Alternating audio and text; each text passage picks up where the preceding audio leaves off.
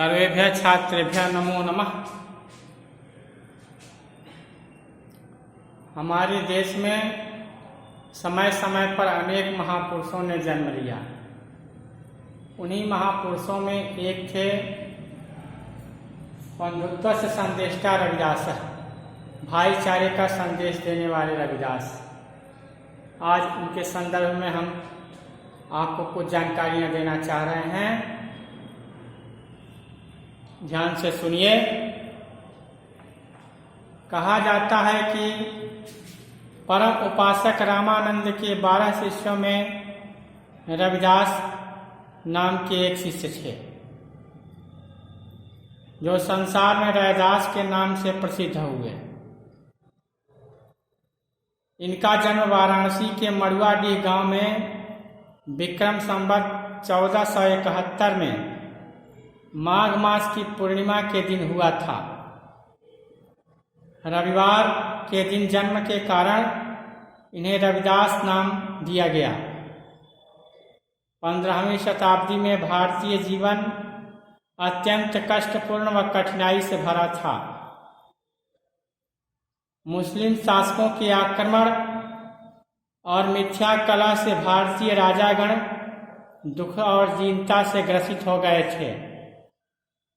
सभी ओर से उपेक्षित भारतीय जनता विभिन्न धर्मानुयायियों में प्रचलित विद्वेष, जाति और वर्ण के भेद से विभक्त भारतीय समाज की दुर्दशा को देखकर दुखित हृदय वाले संत व महात्मा ईश्वर की शरण को ही एकमात्र उपाय मान रहे थे।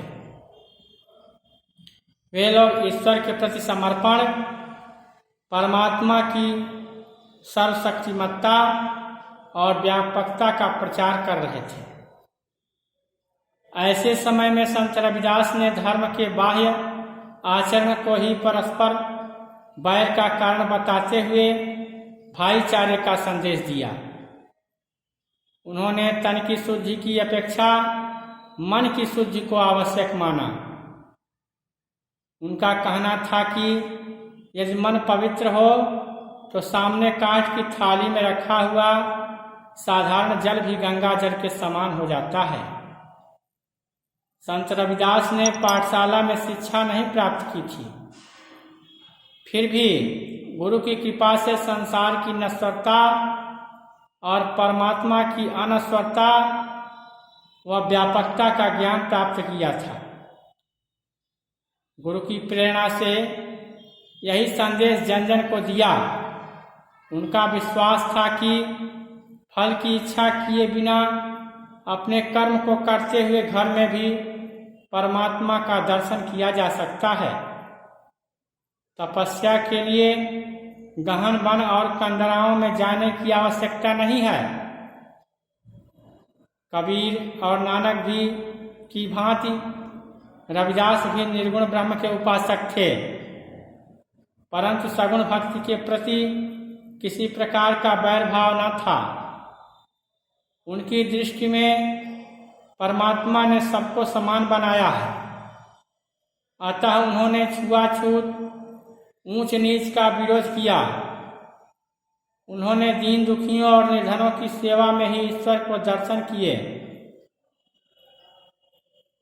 देश की अखंडता और राष्ट्रीय एकता